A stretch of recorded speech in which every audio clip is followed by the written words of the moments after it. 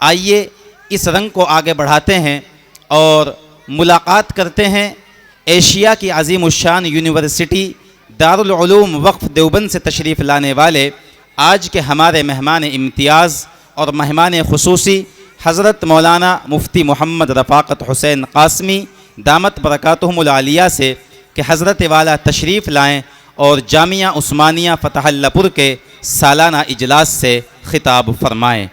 हज़रत मौलाना मुफ्ती मोहम्मद रफ़ाक़त हुसैन क़ासमी आपके रूबरू। शराब कोहन फिर पिला साक़िया, वही जाम गर्दिश में ला साक़िया, मुझे इश्क़ के पर लगा कर उड़ा, मेरी खाक जुगनू बना कर उड़ा, खिरद को ग़ुलामी से आज़ाद कर, जवानों को पीरों का उस्ताद कर, हरी शाख मिल्लत तेरे दम से है, नफस इस बदन में तेरे दम से है। इन्नल हम्दुलिल्लाह नहमदुहु व नस्तईनुहु व नस्तगफिरुहु व नुअमिनु बिही व नतवक्कलु अलैहि व नऊज़ु बिल्लाहि मिन शुरूरि अनफुसिना व मिन सय्यिआति अअमालिना मन यहदिहिल्लाहु फला मुदिल्ल लहु व मन युद्लिल फला हादिय लहु व नशहदु अल्ला इलाहा इल्लल्लाहु वहदहु ला शरीका लहु व नशहदु अन्न सय्यिदना व मौलाना मुहम्मदन अब्दुहु व रसूलुहु सल्लल्लाहु अलैहि व अला आलिहि व सहबिहि व बारक व सल्लम तस्लीमन कसीरा। अम्मा बअदु फ़अऊज़ु बिल्लाहि मिनश शैतानिर रजीम बिस्मिल्लाहिर रहमानिर रहीम। ला तुहर्रिक बिही लिसानका लितअजल बिही इन्ना अलैना जमअहु व क़ुरआना फ़इज़ा क़रअनाहु फ़त्तबि' क़ुरआना सुम्मा इन्ना अलैना बयाना। सदक़ल्लाहुल अज़ीम। मुअक्कर हज़रात उलमाए किराम और निहायत मोहब्बतों के काबिल बुज़ुर्गों और भाइयों,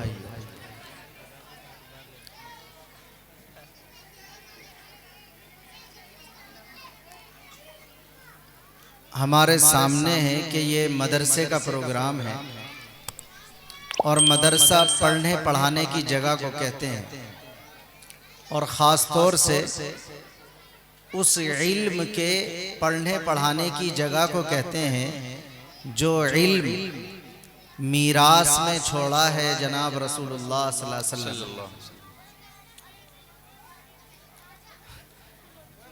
वैसे तो बात करना बड़ा मुश्किल है, लेकिन बहरहाल क़ारी मोहम्मद तस्लीम साहब, क़ारी आदिल साहब अगर हों तो वो यहाँ आ जाएं और बच्चों को खामोश करा दें। नाज़िम साहब अब तो ऐसे ही करेंगे इंशाअल्लाह, आइंदा से देखेंगे कुछ और। जितने लोग बुज़ुर्ग और समझदार और नौजवान तशरीफ़ रखते हैं वो मुतवज्जे रहें। मेरी घड़ी में 9:15 बज रहे हैं और 9:45 बजे तक मुझे बात करनी है और तालीम के बारे में बात करनी है। दुआ कीजिए अल्लाह पाक मुझे सही कहने की तौफीक दे और हम सबको समझकर अमल की तौफीक मरहमत फरमाए। बुज़ुर्गों, हम जानते हैं, समझते हैं, पहचानते हैं और फ़िक्रमंद भी रहते हैं अपनी औलाद के बारे में कि हमारी औलाद तालीम से वाबस्ता हो जाए।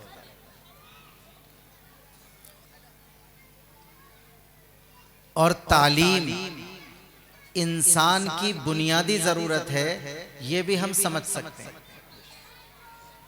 थोड़ा लगेंगे मुझे 5 मिनट, लेकिन आप जुड़ जाएंगे इंशाअल्लाह।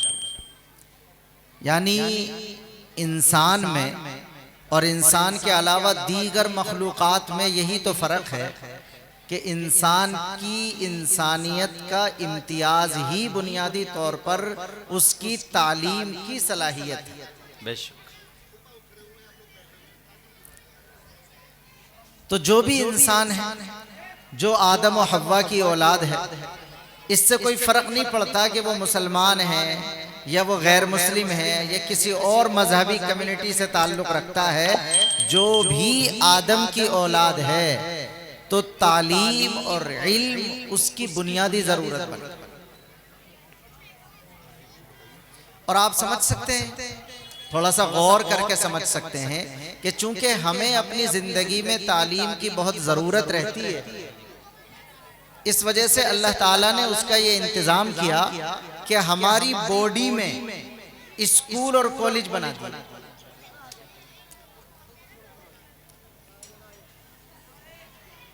कुरान करीम की एक आयत है, उसमें अल्लाह ताला ने आधी आयत में तो ये बतलाया है कि मैंने तुम्हें जाहिल पैदा किया, और अगली आधी आयत में ये बतलाया है कि तुम्हारे जिस्म के अंदर ही तुम्हें एजुकेटेड बनाने के लिए मदरसा, स्कूल और कॉलेज दे दिया। अल्लाह ने फरमाया वल्लाहु अखरजकुम मिन बुतूनि उम्महातिकुम ला तअलमून शैआ, कि अल्लाह ने तुम सबको तुम्हारी माँ के पेट से इस हाल में पैदा किया था कि तुम रत्ती बराबर कुछ भी नहीं जानते थे। आज तो इल्म का गुरूर हो जाता है, मौलाना होने का, मुफ्ती होने का, अल्लामा होने का, और अगर दूसरी तालीम को देखो तो डॉक्टर होने का, इंजीनियर होने का, साइंटिस्ट होने का, मेडिकलिस्ट होने का गुरूर हो जाता है। लेकिन ये आयत हमें आईना दिखाती है कि हम जरा अपनी हकीकत पर गौर करें। अल्लाह ताला बहुत वाज़ेह, दो टोक और क्लियर लफ्जों में कह रहा है कि वल्लाहु अखरजकुम मिन बुतूनि उम्महातिकुम ला तअलमून शैआ, तुम्हें अल्लाह ने तुम्हारी माँ के पेट से इस हाल में पैदा किया था कि तुम रत्ती बराबर कुछ नहीं जानते। क्या खाना है, क्या फेंकना है पता नहीं था, क्या छूना है, किससे बचना है पता नहीं था। लेकिन फिर चूंकि इंसान को इल्म की बहुत ज्यादा जरूरत थी जिंदगी में, तो आधी आयत के बाद ही अल्लाह ताला ने सारा स्कूलिंग सिस्टम दे दिया और कहा फजअल लकुमुस समअ वल अबसारा वल अफइदा।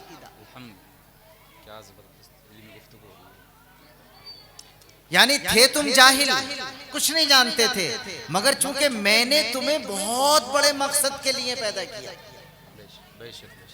लिहाजा तुम्हें इल्म और तालीम की बहुत जरूरत है। उसको समझाने के लिए बेसिकली नेचुरल तौर पर, फितरी तौर पर हमारे जिस्म ही को स्कूल बना दिया।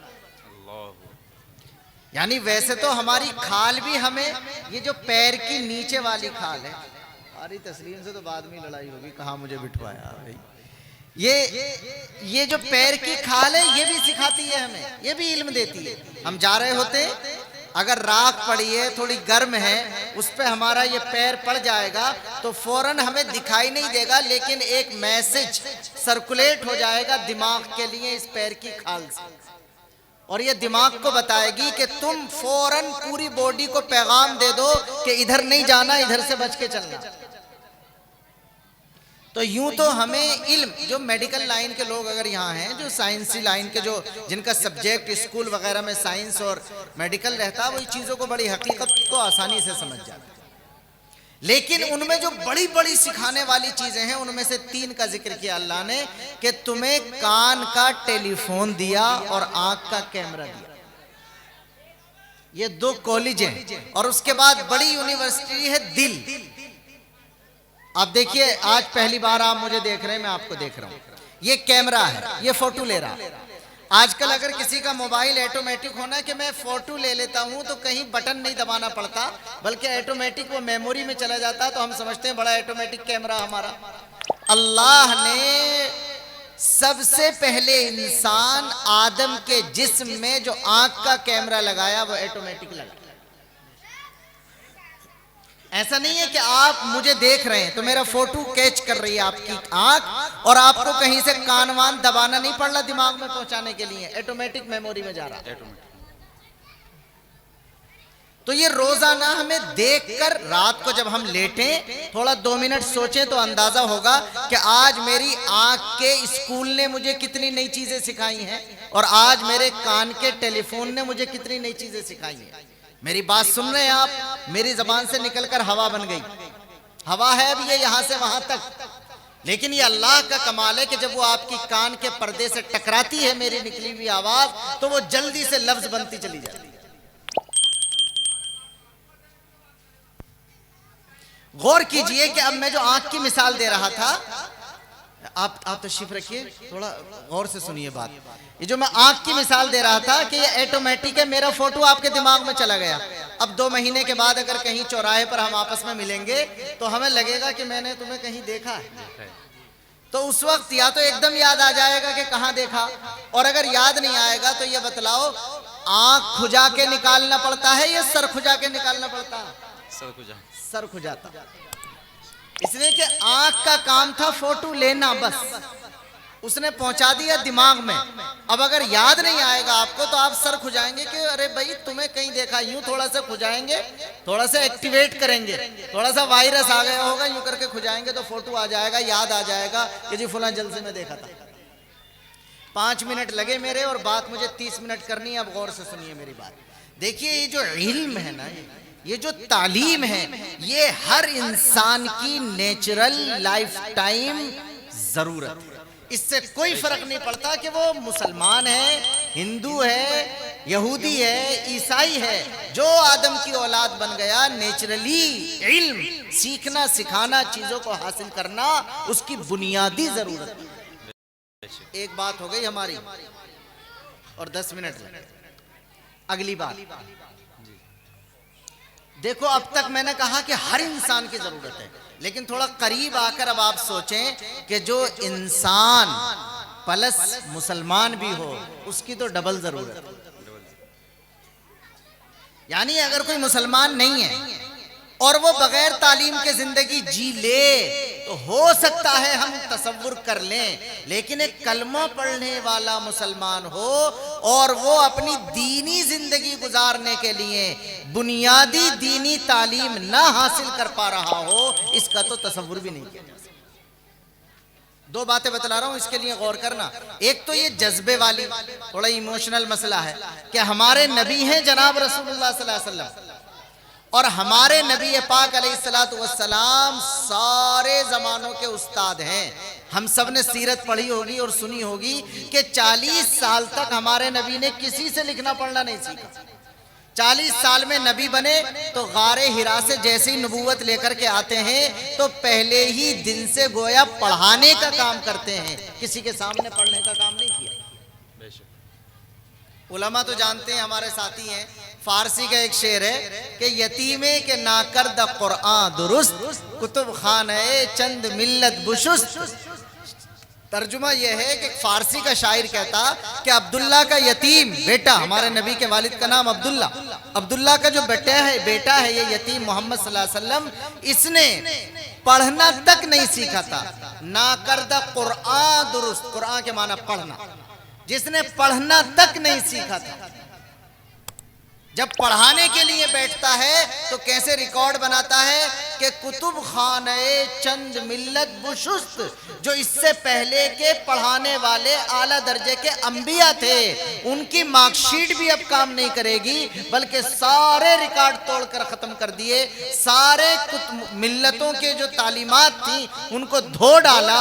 अब अगर आखिरत के एतबार से किसी की गाइडेंस और रहनुमाई और तालीम काम आएगी तो वो आखिरी नबी जनाब रसूलुल्लाह सल्लल्लाहु अलैहि वसल्लम वाली का। तो एक तो इस वजह से मुसलमान बगैर तालीम के नहीं रह सकता कि उसे समझना चाहिए कि उसका नबी सारे जहानों का उस्ताद है, तो फिर उसकी उम्मत भी दुनिया में सारी कौमों की उस्ताद बनकर रहनी चाहिए। बेशक बेशक। एक और दूसरी वजह यह समझिए कि हमारे लिए जो जिंदगी जीना जरूरी है उसे कहते हैं ईमानी जिंदगी। देखो गौर से सुनना, आप 17 मिनट रह गए बस। उसे कहते हैं ईमानी जिंदगी। हमारी जो जिंदगी होती है सबसे पहले वो होती है, हमारी जो जिंदगी होती है सबसे पहले वो होती है हैवानी जिंदगी। अरे भाई हम भी तो हैवानी है कि नहीं है? अब मुझे कोई फर्क नहीं पड़ता, चाहे मुझे आंखें मिल रही हो किसी की नहीं, सब सुन रहे हैं गौर से जो बड़े अल्हम्दुलिल्लाह। देखिए हम भी एक हैवानी है। दुनिया में जितने हैवान हैं उन सबकी 2 जरूरतें होती हैं बड़ी, एक पेट की जरूरत, एक सेक्स की जरूरत। ये दोनों जरूरतें कॉमन है, ये सारे जानवरों में भी है, हमारे अंदर भी। लेकिन जानवर अपनी इन दोनों जरूरतों को बगैर किसी कानून के, बगैर शाइनिंग के, बगैर सलीके के, बगैर तहजीब के पूरा करता है। हम जरा कानून के साथ पूरा करते हैं। बकरी इधर मुंह मारेगी पेट भरेगी, वो अपना खेत था, इधर मुंह मारेगी पेट भरेगी, वो दूसरे का था, मगर उसे पता ही नहीं। जानवर नर मादा से जब अपनी सेक्सुअल जरूरत को पूरा करेगा तो उसे नहीं पता कि वो मादा उसके रिश्ते में क्या लगती है, इसलिए कि जानवरों में तो रिश्ते नहीं होते। इंसान जब अपनी इन दोनों जरूरतों को पूरा करेगा तो किसी कायदे कानून का पाबंद होकर। बेशक यकीन।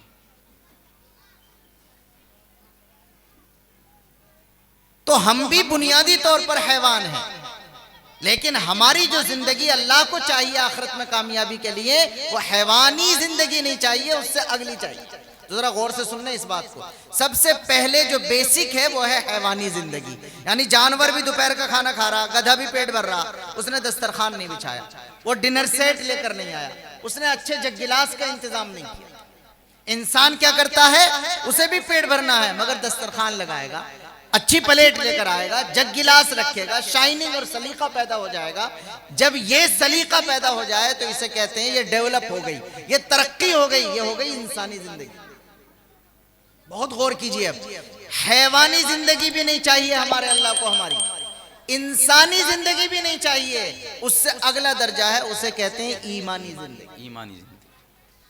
ईमानी जिंदगी में क्या है, हैवानी तो ये थी कि बगैर गिलास के पी लिया, इंसानी ये थी कि गिलास से पी लिया, और ईमानी ये है कि ये भी चेक किया जाएगा कि गिलास से जो पी रहा है वो जूस है या शराब, तब जाकर के ईमानी जिंदगी।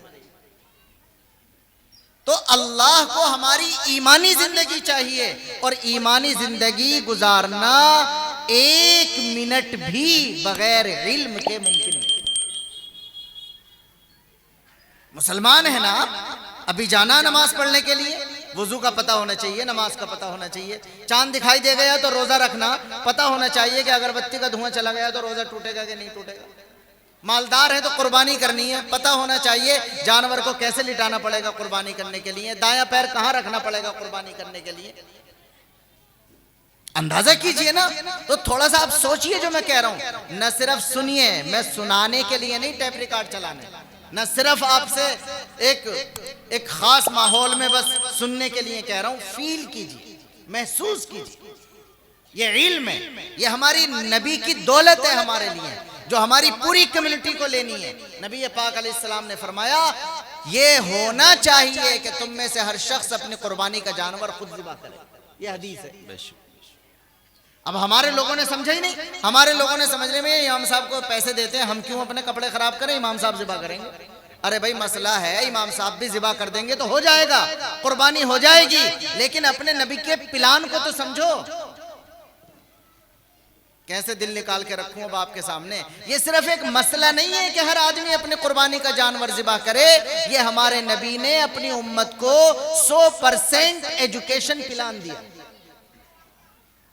100% एजुकेशन प्लान। क्या अगर मोहल्ले में 100 मुसलमान रहते हैं और वो 100 के 100 इस पोजीशन के हैं कि उनमें से हर एक अपनी कुर्बानी का जानवर ज़िबा कर सकता है, तो उसे कुर्बानी के मसले मालूम होंगे कि नहीं होंगे। गले में 4 रगें होती हैं, ज़िबा कंप्लीट होने के लिए उनमें से 3 का कटना जरूरी है, ये भी तो पता होगा फिर उसे। तो हमारे नबी का प्लान था एजुकेशन प्लान, 100% एजुकेशन प्लान, हमने समझा ही नहीं। और जब एक मुसलमान को साल में 1 मर्तबा आने वाले कुर्बानी का पता होगा, तो क्या 24 घंटे में 5 मर्तबा आने वाली नमाज का पता नहीं होगा। मेरी 2 बातें हो गई कि एक तो ये कि इल्म बेसिकली हर इंसान की जरूरत है, नंबर 2 जो मुसलमान है उसकी तो इतनी बुनियादी जरूरत है कि ईमानी जिंदगी जीना इल्म यानी ईमान वाली दीनी तालीम के बगैर मुमकिन नहीं। और अब हमारी तीसरी और आखिरी बात, ये जो तालीम है ना, मुसलमान की बात कर रहा हूं मैं, तो 2 किस्म की तालीम होती है, हम सब जानते हैं। एक तालीम वो होती है जिसे हम जमाने की जरूरतों को पूरा करने वाली तालीम कहते हैं, उसे छोटे लफ्जों में दुनिया की तालीम भी कह देते हैं। और एक तालीम वो है जो हमारी आखिरत में हमें कामयाबी दिलाने वाली तालीम है, जिसे हम दीनी तालीम कहते हैं। तो मदरसे के जलसे में बैठकर बात करने का मतलब ये नहीं है कि मैं किसी दूसरी तालीम को नाजायज बतला रहा हूं। हमारे दीन ने हमें ये नहीं बताया कि सिर्फ तस्बीह लेकर पहाड़ पे बैठ जाओ और दुनिया की जिम्मेदारियां अदा मत करो। दीनदार होने का मतलब ये नहीं है कि दुनिया को अल्लाह के दुश्मनों के लिए फ्री छोड़ दिया जाए। समझ आ रही है? हाँ, लेकिन एक फर्क जरूर है। देखो, दुनिया की जितनी भी तालीम है, एक तो वो हमारी दुनिया की जिंदगी की जरूरतों को आसानी के साथ पूरा करती है, जाहिर जरूरत है हमारी। लेकिन दुनिया की तालीम का निज़ाम अल्लाह ताला ने यह बनाया है कि एक आदमी सीख लेता है तो सैकड़ों के काम चला जाता है। एक आदमी ने घड़ी ठीक करना सीख लिया, सारे मोहल्ले वालों की घड़ी ठीक हो जाएगी। एक आदमी ने मोबाइल ठीक करना सीख लिया, सबके मोबाइल ठीक हो जाएंगे। एक आदमी कोई भी चीज सीख ले तो सैकड़ों का काम चल जाता है। ये दुनिया की तालीम का सिस्टम है जो अल्लाह ने बनाया। और अगर कोई कहे कि हम तो सबको एक ही चीज सिखाएंगे तो सब मक्खी मारेंगे। अरे ये निजाम है अल्लाह ताला का बनाया हुआ। ये चाहता है कि कुछ नब्ज देखने वाले हों, कुछ दिखवाने वाले हों, कुछ मकान बनाने वाले हों, कुछ बनवाने वाले हों, कुछ ठीक कराने वाले हों, कुछ ठीक करने वाले हों। परचून की दुकान है, महल्ले में एक साहब ने बना ली तो सबका काम चल जाएगा। अब अगर सब सोचें कि सभी परचून की दुकान करेंगे, एक डॉक्टर आ गए तो सबकी नब्ज चेक हो जाएगी। सब सोचेंगे सभी हम डॉक्टर बनाकर यहाँ बिठाएंगे तो फिर सारे मक्खी मारेंगे। पूरे दिन बैठे हुए सारे ही नब्ज चेक करने वाले बन जाएंगे, कोई चेक करने वाला रहेगा ही। ये निजाम है इस दुनिया के चलाने का अल्लाह ताला का, कि मेरी जरूरत आपसे जोड़ दी, आपकी जरूरत मुझसे जोड़ दी, इसके बगैर काम नहीं चलता।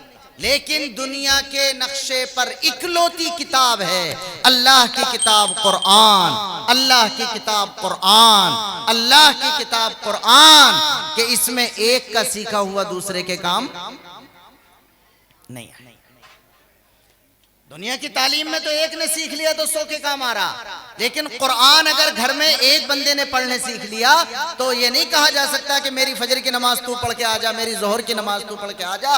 कुरान अल्लाह की वो किताब है मुसलमान के लिए जिसका रिजल्ट पूरे मुआशरे में और समाज में 100% है। ये मदरसा है, मुझे नहीं मालूम कि यहाँ दस्तारबंदी है कि नहीं है। माशाअल्लाह। देखिए ये जो हाफिज बनते हैं बच्चे, दस्तारबंदी जिनकी होती है उनकी बड़ी फजीलत है। मैं फजीलतों की तरफ नहीं जा रहा हूँ इसमें। उनके घर वालों की बड़ी फजीलत है, उनके माँ बाप की बड़ी फजीलत है। सुने जरा दिल के कानों से जो मैं कह रहा हूँ, फजीलत का चैप्टर अलग है, कानून का चैप्टर अलग है। फजीलतें मिल जाएंगी। मैंने अगर अपने बेटे को बेहतरीन कारी बना दिया, अभी हजरत कारी साहब दामद बरकातुहुम की तिलावत हुई, अल्लाह ताला इनके दिल की और दिमाग की सलाहियतों को अपने कुरान की हिफाजत और इशाअत के लिए कबूल फरमाए। कितना उम्दा कुरान पढ़ा, हमारे लिए हर चीज सिलसिलावार जुड़ी हुई है जनाब रसूलुल्लाह सल्लल्लाहु अलैहि वसल्लम की जाते गिरामी से। जो हिफ्ज होता है मदरसे में ये भी हमारे नबी की मीरास है। सबसे पहले हाफिज कुरान के खुद हमारे नबी सल्लल्लाहु अलैहि वसल्लम, सबसे पहले कारी खुद हमारे नबी पाक अलैहिस्सलाम, सबसे पहले आलिम खुद हमारे नबी पाक अलैहिस्सलाम। लेकिन मैं ये कह रहा हूं कि फजीलत वाला चैप्टर अलग है और कानून वाला चैप्टर अलग है। हमने अपने बच्चे को कारी बना दिया तो फजीलत हमें मिल जाएगी, लेकिन कानून नहीं बदला जाएगा कि जनाब मैंने तुझे बहुत अच्छा पढ़ना सिखा दिया, तू जाके मेरी तरफ से भी नमाज में कुरान पढ़ ले। नहीं, बाप को अपनी नमाज में अपने आप पढ़ना पड़ेगा, माँ को अपनी नमाज में अपने आप पढ़ना पड़ेगा, बहन भाई को अपनी नमाज में अपने आप पढ़ना पड़ेगा। तो फजीलतों का खाना अलग है और कानून का खाना अलग है। तो इतनी बात बताकर आगे बढ़ रहा हूं कि ये जो तालीम है ये दुनियावी जरूरत की तालीम है। उसके बारे में एक लफ्ज कह रहा हूं कि तालीम के 2 लेवल होते हैं, एक बेसिक एजुकेशन लेवल, एक हायर एजुकेशन। जो बेसिक एजुकेशन है, मिसाल के तौर पर पहले प्राइमरी होती थी हमारे यहाँ, अब तकरीबन इंटर है, तो कोशिश की जानी चाहिए कि हमारा हर बच्चा और बच्ची इंटर पास। उसके बाद जिसका मौका हो करा दे आगे हायर एजुकेशन। ऐसे ही जो दीन वाली तालीम है, कुरान वाली तालीम, इसके भी 2 दर्जे हैं, एक बेसिक, एक हायर एजुकेशन। या मैं बिल्कुल अपनी आखिरी 5 मिनट की बात कर रहा हूं जो बिल्कुल पैगाम है। दीनी तालीम में भी 2 लेवल है, एक बेसिक एजुकेशन जो हर मुसलमान मर्द और औरत के लिए होना जरूरी है, उसमें सिर्फ मदरसे में पढ़ने वाले बच्चे नहीं, हर मुसलमान मर्द और औरत के लिए फर्ज है। और एक हायर एजुकेशन जिसके नसीब में हो, जिसके लिए अल्लाह मुकद्दर कर दे, वो हायर एजुकेशन में चला जाएगा। दीन की बेसिक एजुकेशन, बेसिक तालीम क्या है?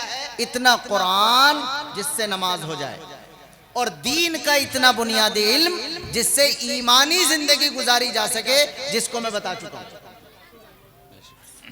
यह है बेसिक एजुकेशन, हर मुसलमान के लिए जरूरी है। दोबारा कह रहा हूं, इतना कुरान, कोशिश तो पूरा कुरान सीखिए, लेकिन कम से कम इतना कुरान तो फर्ज है जिससे क्या हो जाए? नमाज हो।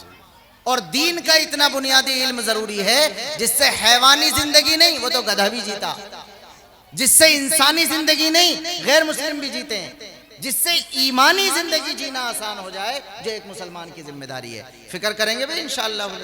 और इसी दीन की तालीम की जो हायर एजुकेशन है वो मदरसा आगे बढ़ाता है उस हायर एजुकेशन को। हाफिज ये हमारे दीन की तालीम की हायर एजुकेशन में आता, कारी ये आला तालीम में आता, आलिम ये आला तालीम में आता है। और ये वो इल्म है, ये वो तालीम है, ये वो एजुकेशन है जो हमारे नबी पाक अलैहिस्सलातु वस्सलाम ने अपनी मीरास में छोड़ी। देखो और चीजें सीखिए, शरीयत मना नहीं कर रही, लेकिन वो हमारे नबी की मीरास नहीं है। हमारे नबी ने जो मीरास छोड़ी है वो ये वाला इल्म है जो मदरसे में पढ़ाया जा रहा है, जो कुरान की तालीम दी जा रही है, ये हमारे नबी का छोड़ा हुआ मीरास वाला है। इसको समझाता हूं थोड़ा सा, चलिए रुक कर। हमारा बच्चा, हम जब दुनिया से चले जाते हैं तो हमारी जमीन जायदाद का वारिस बनता, जो दुकान है, मकान है, फुला है, फुला है। जो बच्चा हाफिज बन गया, जो बच्चा कारी बन गया, जो बच्चा आलिम, ये 3 लफ्ज बोल रहा हूं मैं, आप सब जानते हैं। हाफिज उसे कहते हैं जो पूरा कुरान याद कर ले, कारी उसे कहते हैं जो अच्छी तरह पढ़ने लगे, आलिम उसे कहते हैं जो पूरे 30 पारों का तर्जुमा और मतलब जान जाए। अरबिक ग्रामर पढ़ा जाता है, उसे पढ़ाया जाता है, फिर वो सारा मतलब जान लेता है। ये 3 कैटेगरी है। इसके अलावा शॉर्ट कोर्सेज हैं, जैसे आजकल यूनिवर्सिटी में हो गए ना, MBA, BBA, फुला ढिका, ये कोई डिप्लोमा, कोई फुला, ये बहुत अलग अलग हो गए, लेकिन बुनियाद 3 है। या तो पूरा याद करा दो तो हाफिज, पढ़ना सिखा दो तो कारी, पूरे का तर्जुमा और मीनिंग बतला दो तो क्या बन गया, आलिम। और मदरसे यही काम करते हैं, याद करा देते हैं, हाफिज बन जाता, पढ़ना सिखा देते हैं, कारी बन जाता, तर्जुमा बता देते हैं तो क्या बन जाता, आलिम। ये हमारे नबी पाक अलैहिस्सलाम ने मीरास में छोड़ा। जो बच्चा हाफिज बन गया, ये यकीन रखिए कि कल को अपने बाप दादा परदादा की जमीन जायदाद का वो वारिस बनेगा तो बनता रहे, लेकिन वो 3rd क्लास मीरास है। अगर वो हाफिज कारी आलिम बन गया तो वो अपने बाप दादा की जायदाद का वारिस बनने से पहले आला दर्जे में वारिस बन गया, जनाब मोहम्मद रसूलुल्लाह सल्लल्लाहु अलैहि वसल्लम। ये मीरास है जनाब रसूलुल्लाह सल्लल्लाहु अलैहि वसल्लम। मैंने जो आयत पढ़ी थी उसका तर्जमा करता हूँ। अल्लाह ने फरमाया ला तुहर्रिक बिही लिसानका लिताजल बी। जब कुरान नाजिल होता था ना, जिब्राइल लेकर आते थे तो हमारे नबी जल्दी से उसे दोहराते थे, जैसे रट्टा लगाते हैं बच्चे याद करने के लिए। तो अल्लाह ने फरमाया कि हमारे नबी आप क्यों तकलीफ उठा रहे हैं, आप रट्टा मत लगाइए। आपकी उम्मत के बच्चे जब याद करेंगे उन्हें तो रटना पड़ेगा, लेकिन आप मत रटिए। इन्ना अलैना जमअहू, हमारी जिम्मेदारी है इस कुरान को आपके सीने में जमा कर महफूज कर देना। ये जो जमाहू का लफ्ज है, इसमें मुफस्सिरीन ने लिखा है कि इसमें जनाब रसूलुल्लाह सल्लल्लाहु अलैहि वसल्लम की हिफ्ज वाली सिफत है। ए जमअल कुरान फी कल्बिक, अल्लाह अपने नबी से कह रहा हमारी गारंटी है आपके दिल में इस पूरे कुरान को महफूज करा देना। और अगला लफ्ज है व कुरान, अरबिक में कुरान के माना पढ़ने के आते हैं, क़राअ क़िराअतन व कुरानन। अल्लाह कह रहा इन्ना अलैना जमाहू व कुराना, कुरान में क़िराअत वाली डिग्री हो गई। अल्लाह कह रहा हमारी जिम्मेदारी है इस कुरान को आपकी ज़बान से पढ़वा दो। और उसके बाद एक आयत छोड़कर चौथी आयत है सुम्मा इन्ना अलैना बयाना, हमारी जिम्मेदारी है इस कुरान का जो मतलब है, हम जो सारे इंसानों से इस कुरान में बात कर रहे हैं उसकी डिटेल को आपके जरिए से सारे इंसानों तक पहुंचवा देना, इसे बयान कहते हैं। तो अल्लाह ने इन 3 बातों को अपने कुरान में जिक्र किया कि नबी पाक अलैहिस्सलाम इस कुरान के हाफिज भी हैं, आप इस कुरान के कारी भी हैं, और आप इस कुरान के आलिम भी हैं। अब जो बच्चा हाफिज कारी आलिम बनेगा वो जनाब रसूलुल्लाह सल्लल्लाहु अलैहि वसल्लम का क्या बन जाएगा, वारिस बन जाएगा। इसकी फजीलत कितनी है, मुमकिन है और कोई साहब बात करें, बात आ जाएगी और हमने सुन रखी है। ये याद रखना कि इसका असल अज्र, बदला, सिला दुनिया में लेने के चक्कर में मत रहना। असल जो इसका इनाम मिलेगा अल्लाह के नबी के वारिस बनने का, वो कहाँ मिलेगा, आखिरत में, आखिरत में मिलेगा। लेकिन ऐसा नहीं है कि दुनिया में इज्जतें नहीं है। अभी आप देखेंगे पगड़ी बंधेगी, पगड़ी जो है ना, पगड़ी पुराने जमाने में बड़े बूढ़े के बांधी जाती थी, ये दिखाने के लिए कि लो आप हमारे खानदान के मुखिया हो गए। किसी छोटे मोटे का पगड़ी नहीं बनती थी, 50-60 साल में नंबर आता था। पुराना जमाना था ना जब खानदान के बड़े की लोग बात मानते थे। अब तो अपने सगे अब्बा के नहीं मानता नौजवान। पुराने दौर में तो महल्ले के खानदान के जो बड़े ताऊ अब्बा दादा हुआ करते थे, वो रिश्तेदारी में जब जाते थे बैलगाड़ियों से तो 1 हफ्ते में तो वैसे ही वापस आया करते थे, और आके बता दिया करते थे कि तेरी बेटी का उसके बेटे से कर दिया और तेरे बेटे का उसकी बेटी से कर आया हूँ, ये चच्चा जैसा आपने कर दिया, ठीक है मंजूर है। ये चलता था पहले। जी। आप लोगों ने, बड़े बूढ़ों ने हमें बताया। तो जिनको अपने खानदान का बड़ा बनाया जाता था, उनके सर पे पगड़ी बांधकर दिखा दिया जाता था कि लो जी हमने आपको अपना बड़ा माना। लेकिन यहां आप देखेंगे जो नबी का वारिस बन रहा है वो छोटी उम्र का है, किसी का भतीजा, किसी का भांजा, किसी का नवासा, किसी का पोता, लेकिन आप उसके सर पर पगड़ी बंधवा रहे हैं, खुश हो रहे हैं, उलमा भी पगड़ी बांध रहे हैं। तो गोया जबान हाल से, बॉडी लैंग्वेज से ये कह रहे हैं कि तू चाहे छोटा है उम्र में, रिश्ते में हमारा छोटा है, लेकिन तू नबी का वारिस बन गया तो हमने तेरे सर पर पगड़ी बांधकर तुझे सरदार बना। ये आजमतें हैं कुरान करीम की। तो आखिरत में तो मिलेगा ही, जो अजर मिलेगा यहां से शुरू होता है। और अगर दुनिया में भी देखना हो तो हर चीज की परखने की जगह एक नहीं होती। सोना सुनार के यहाँ और लोहा। अब अगर आप किसी हाफिज कारी नबी के वारिस की इज्जत अजमत को देखना चाहें तो अल्लाह का निजाम यह है, इंसानों के घरों पर मत देखो, मेरे घर यानी मस्जिद में आकर देखो। किसी मंत्री के यहाँ चले गए आप, बेचारे को मिली नहीं जगह, आप सोचने लगे कि यार इसकी तो कोई भी हैसियत नहीं है, तो मैं कहूंगा तू भाई सोना परखने के लिए लोहार के यहाँ कहाँ पहुंच गया? अल्लाह के नबी का जो वारिस बन गया उसकी आजमत को अगर देखना हो तो इंसानों के घरों पर नहीं, किसके घर में? और अल्लाह का घर कहाँ है? मस्जिद। 10 सफ़े लगी हुई हो, पीछे से अगर बाद में कोई करोड़पति भी आएगा ना तो पीछे ही बैठेगा, आगे नहीं जा सकता। जिसने मस्जिद में 1 लाख रुपए का चंदा देकर लगाया होगा वो भी बाद में आएगा तो पीछे बैठेगा, आगे नहीं जाएगा। बल्कि मैं तो यूं कहता हूं कि अगर आगे जाएगा ना वो तो महल्ले के लोग ही घूर घूर का मार लेंगे उसे कि मियां तुम बहुत बड़े बनकर दिखा रहे हो, ये थोड़ा ये कि तुमने पैसे लगा दिए तो बाद में जाओगे। लेकिन जो नबी का वारिस बन गया वो मुमकिन है बाद में अपने हुजरे से निकले, मुमकिन है वो आपको नसीहत करे, मिलकर बैठ जाओ, मोबाइल स्विच ऑफ कर लो, कांधे से कांधा मिला लो और वो सबको किरोस करता हुआ वहां पहुंचे जहां अपनी जिंदगी में मस्जिद नबवी में खुद जनाब रसूलुल्लाह सल्लल्लाहु अलैहि वसल्लम खड़े होते हैं। अंदाजा कीजिए। और ये मैं बात हवाई नहीं कर रहा, हमारे नबी के मुअज्जिन हजरत बिलाल मुड़ मुड़ कर हमारे नबी के हुजरे को देखते रहते थे कि कब निकलते हैं पैगंबर। अरबी जिन्होंने हज किया देखा कि नहीं मदीने में, वो जहां हमारे नबी का रोजा है वही कमरा था, उसी में से निकल के आप मस्जिद में आया करते थे। तो हजरत बिलाल यूं करके देखते रहते थे कि कब निकल लें, कब निकल लें, कब निकल लें। जैसे ही निकलते थे तो हजरत बिलाल तकबीर पढ़ते थे और आप अलैहिस्सलातु वस्सलाम नसीहत करते हुए आगे मुसल्ले पर पहुंचते थे और नमाज पढ़ाते थे। ये मुसल्ला भी नबी की मीरास है। अब ये उठाएगा तब आप उठेंगे, अब ये झुकाएगा तब आप झुकेंगे, अब ये नमाज में दाखिल करेगा तब आप नमाज में दाखिल होंगे, अब ये नमाज से बाहर निकालेगा तब आप नमाज से बाहर निकलेंगे। आपकी अल्लाहुम्मा सल्ली और रब्बना आतिना पूरी हो गई, लेकिन बड़े मियाँ नमाज पढ़ा रहे हैं, बुजुर्ग हैं, उनकी जबान जल्दी नहीं पलट रही, इंतजार करना पड़ेगा, गुस्सा नहीं दिखाना। और अगर कोई नौजवान पढ़ा रहा है और बड़े मियाँ पीछे पढ़ रहे हैं, नौजवान ने जबान जल्दी चला दी और जल्दी से रब्बना आतिना पूरी करके सलाम फेर दिया, आप अगर अल्लाहुम्मा सल्ली में भी हैं तब भी नाराज मत हुइए, उसकी हो गई तो आपकी भी हो गई और आपको पढ़े बगैर पूरी अल्लाहुम्मा इन्नी ज़लमतु का भी पूरा सवाब मिला। ये अज़मतें हैं और ये कानून में तब्दीलियां हैं, यह कानून में रिलीफ है जो जनाब रसूलुल्लाह सल्लल्लाहु अलैहि वसल्लम का उम्मती बन जाएगा। मेरे 30 मिनट के बजाय 32.5 मिनट हो गए। अल्लाह ताला आपके जलसे को कबूल करे और हम सबको दीन थोड़ा बारीकी से समझकर अमल की तौफीक दे। व आखिरु दावाना अनिल हम्दुलिल्लाहि रब्बिल आलमीन।